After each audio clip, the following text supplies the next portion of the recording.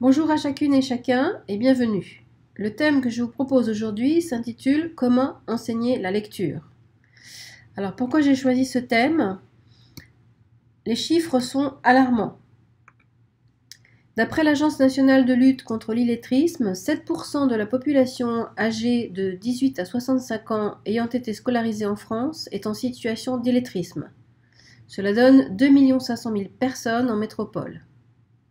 Je rappelle que l'illettrisme désigne les Français sortis de l'école en situation d'échec et ayant une connaissance insuffisante de l'écrit, faute de pratique. Voyons maintenant le chiffre de la dyslexie. Le pourcentage de dyslexiques dans la population est généralement estimé à environ 5%, avec des chiffres qui varient entre 3 et 10, voire même 12%, selon les critères de définition de la dyslexie qui sont utilisés. En troisième chiffre, je vous présenterai donc l'ensemble des autres difficultés de la langue, et tous confondus, ce serait 10% des enfants de dernière année de primaire qui ne comprennent pas ce qu'ils lisent. Notre présentation s'articulera selon 3 parties. Nous verrons la définition de la lecture. Nous vous proposerons 2 étapes pour amener chaque apprenti lecteur à bien lire et enfin une conclusion. Quelles sont les ressources utilisées? Tout d'abord, Maria Montessori, en tant que doctoresse, puis spécialiste de la psychologie, a étudié les aspects physiologiques du langage. Comment la pensée, le langage naît dans l'enfant, quelles sont les périodes sensibles, comment les nerfs sensorimoteurs ou non réagissent dans la construction de la pensée, de l'intelligence et du langage au sein de l'enfant en tant qu'être global. Maria Montessori n'a pu entrer dans les caractères intrinsèques d'une langue autre que sa langue maternelle qui était l'italien, et donc c'est pour ça qu'il va falloir complémenter les travaux de Maria Montessori. D'autres personnes comme Samuel Horton ont travaillé sur la dyslexie et comment aider les enfants, voire les adultes à remédier à ce problème de dyslexie. Donc ce que je vous propose, c'est de reprendre le travail remarquable qui a été fait par ces personnes et de l'appliquer aux principes élémentaires de la philosophie de « aide-moi à lire par moi-même » en mettant à disposition tous les outils multisensoriels qui permettront aux apprentis lecteurs de se débrouiller. C'est pour ça que j'ai développé la méthode OML qui s'appuie donc sur ces travaux dits scientifiques développés par ces personnes. Je vous propose les ressources utilisées aujourd'hui. Maria Montessori, tout d'abord, en tant que doctoresse, puis spécialiste en psychologie, a étudié les aspects physiologiques du langage.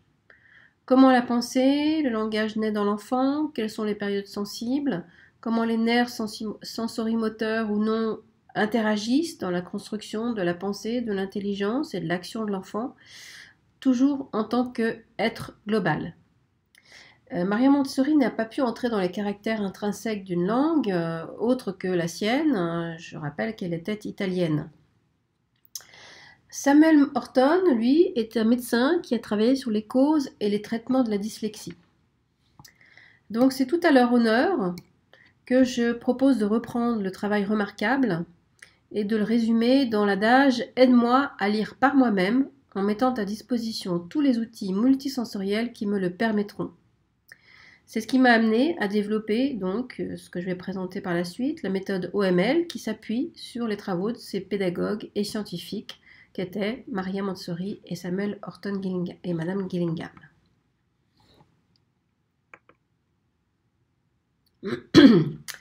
Alors donnons une définition à la lecture. Lire, c'est un exercice sophistiqué qui fait intervenir plusieurs actions et plusieurs régions du cerveau et plusieurs canaux sensoriels. Lire, c'est décoder des signes visuels. Cela implique donc une connaissance et une mémorisation de signes et de leurs combinaisons.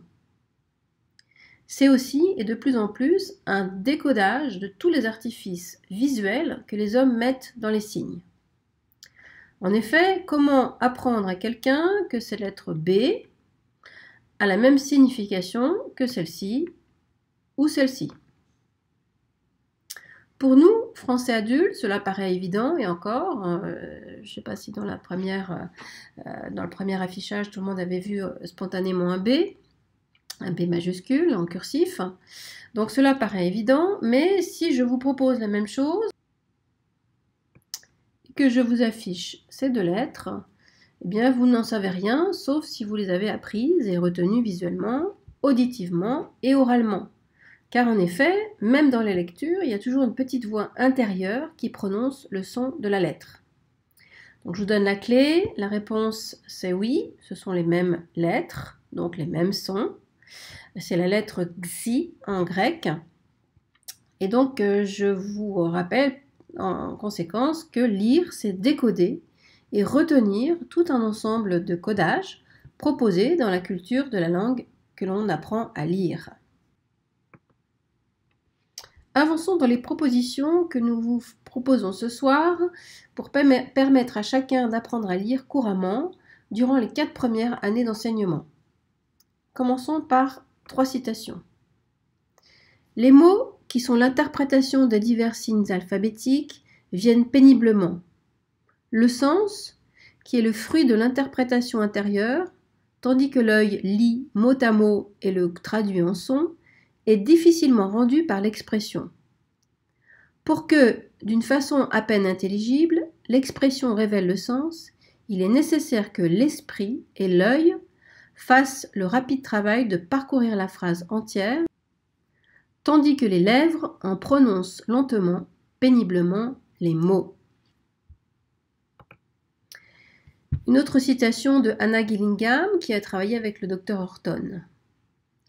Pour utiliser la technique Horton-Gillingham, c'est important non seulement d'apprendre la méthode, mais aussi les raisons pour lesquelles elle fonctionne, et pourquoi certains enfants intelligents et adultes sont incapables d'apprendre à lire comme les autres le font. De Muriel Lefebvre, apprendre à lire à chacun est possible grâce à des pédagogies sensorielles ancestrales développées par des scientifiques qui ont donné du sens aux apprentissages.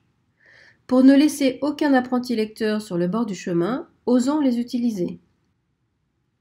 Et laissons toutes les méthodes marketing jouets non sérieuses à leur auteur.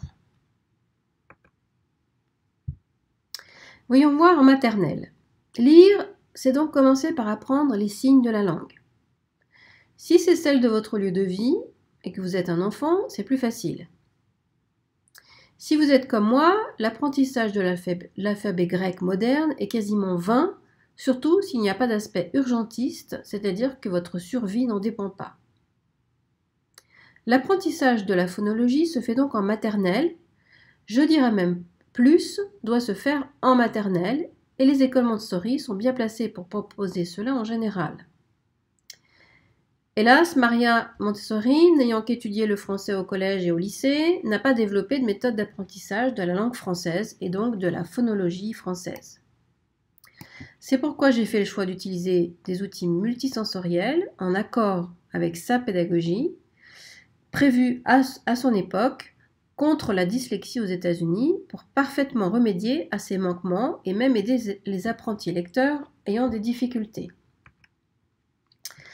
La méthode EML est donc l'outil parfait pour enfants et pour adultes en apprentissage de la langue française dès la maternelle pour les enfants, grâce à des leçons quotidiennes, du matériel sensoriel, afin de leur permettre, à l'issue de 3 années, de maîtriser parfaitement tous les phonèmes-graphèmes de la langue. Alors, selon Maria Montessori, nous avons un panel de matériel proposé d'exercices. Nous avons par exemple ici le 3e alphabet mobile. Nous avons aussi des billets d'ordre qui sont des actions que l'enfant doit faire dans la classe après avoir décodé les petits messages. Nous avons des poèmes, nous avons une bibliothèque de petits livres, mais aussi de petits livrets en fonction des difficultés de mots. On va ajouter à ces outils, grâce à la méthode OML, un certain nombre d'outils et une progression que l'on va faire en 2 étapes.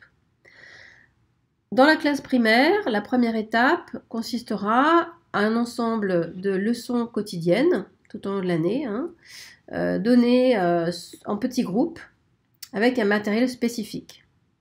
La leçon est en général de 20 minutes quotidiennement et elle est structurée selon donc une progression dans les phonèmes-graphèmes que vous mettez en place.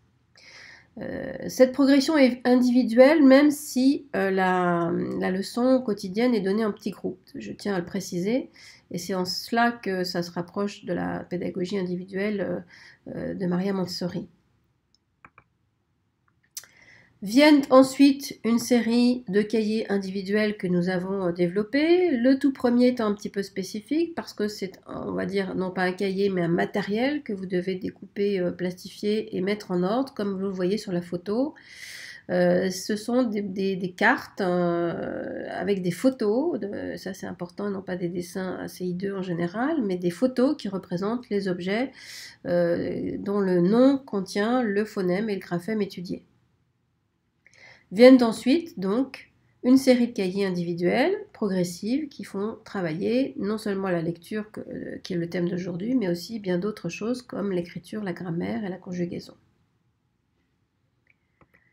Lors de la première étape dans le primaire, évidemment, l'enfant lit tous les jours, soit en groupe, soit individuellement. On pratique la lecture à voix haute et la lecture à voix basse. Voyons maintenant la deuxième étape de la méthode EMM pendant l'école primaire. Donc, on va poursuivre évidemment cet apprentissage du décodage, parce que ce n'est pas fini, il y a encore de la maturation à ajouter, et notamment par l'étude des préfixes, des suffixes et des racines. L'enfant comprend que les mots de la langue française sont construits selon une logique et une étymologie. Nous procédons à des jeux, de nombreux exercices pour que l'enfant prenne conscience de la construction de ces mots. Et c'est ce qu'on appelle les morphèmes. Et c'est une étape que l'enfant aime beaucoup car elle lui permet de décoder des mots très compliqués. Et on procède par la suite à des tableaux de synthèse, des mises en évidence de toutes ces pratiques. À l'issue de ces deux étapes, l'enfant a acquis suffisamment de bases pour être capable de décoder et donc de lire tout type de mots de la langue française. Je dis bien décoder, pas forcément comprendre. Il va désormais aussi entrer dans des subtilités de décodage et de nuances, et comme il aura acquis confiance en lui, durant ces deux étapes, tout lui sera accessible et, je précise, définitivement. Il va développer par conséquent un vocabulaire grâce à ce décodage dans lequel il a confiance et donc petit à petit les règles de grammaire et d'exception lui étant données aussi en parallèle, il aura une grande maîtrise de la lecture. En résumé, je dirais que apprendre à lire est un processus qui est long, qui prend plusieurs années, mais qui passe de toute façon par l'apprentissage des phonèmes-graphèmes, quelle que soit la langue apprise. Cette étape doit être présentée à chaque apprenti lecteur, et dans la plupart des cas d'ailleurs, les enfants apprennent rapidement et basculent dès l'âge de 6-7 ans dans une lecture que l'on dit fluide. Cependant, pour tous les autres enfants, la présentation des phonèmes-graphèmes est vraiment la solution salvatrice. Notre langue française, comme d'autres langues, d'après ce que j'ai vu dans celles que j'ai apprises, est pleine d'exceptions. Donc en général, on dit que c'est ce qui fait la richesse de la langue. Mais ces exceptions ne sont pas souvent logiques et c'est ce qui gêne les enfants, voire nous-mêmes les adultes, lorsqu'on apprend une langue étrangère.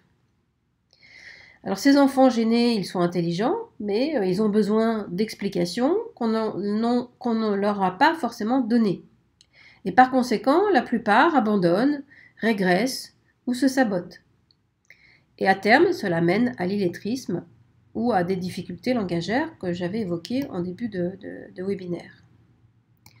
Donc en résumé, la méthode OML, c'est une méthode rigoureuse, sensorielle, progressive, expérimentée par un éducateur conscient et elle a, dans quasiment tous les cas, sauf handicap, un effet magique sur les enfants qui ont des difficultés dans l'apprentissage de la lecture.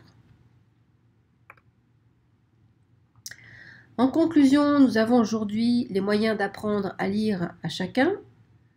Et ce ne sont pas des applications iPhone, téléphone, tablette ou vidéo YouTube qui vont le permettre.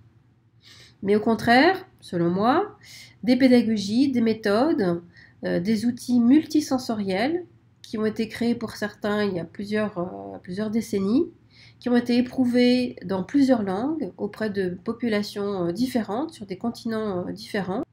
La lecture pour tous est donc possible. Merci de votre écoute et n'hésitez pas à nous envoyer vos questions. Je vous souhaite une belle soirée et vous dis à bientôt pour notre prochain webinaire pédagogique.